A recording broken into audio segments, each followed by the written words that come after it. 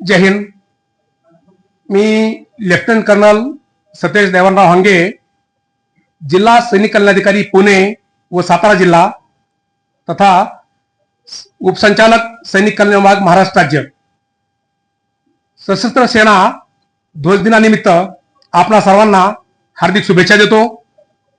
यावर्षी आपल्या राज्याचा जो ध्वजनिधीचा इष्टांक आहे तो 40 कोटी रुपये इतका होता, पण महाराष्ट्रातील जनतेने आपल्याला भरभरून प्रतिसाद दिला आहे आणि त्यांची ज्या माजी सैनिकांनी जे आपलं सर्वोच्च बलिदान देऊन जे या देशाची सेवा केलेली आहे आणि सर्वोच्च त्याग केलेला आहे त्याच्याप्रती कृतज्ञता व्यक्त करण्यासाठी 45 कोटी रुपये इतका मोठ्या संख्येने सशस्त्र सेना ध्वज दिन निधी हा दिलेला आहे.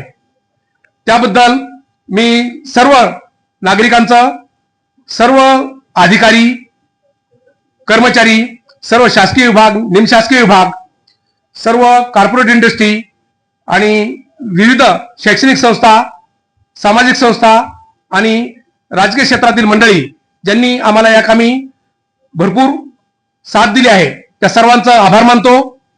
यापुढेही आपल्या सर्वांची ह्या देशाच्या संरक्षणासाठी जे सैनिक सेवारत आहेत आणि जे आपले परमोच्च बलिदान देतात त्यांच्या फॅमिलीसाठी, त्यांच्या अवलंबित मुलांसाठी आपण ज्या कल्याणकारी योजना राबवतो त्यासाठी आपण अशी साथ द्यावी अशी सर्वांना विनंती करतो.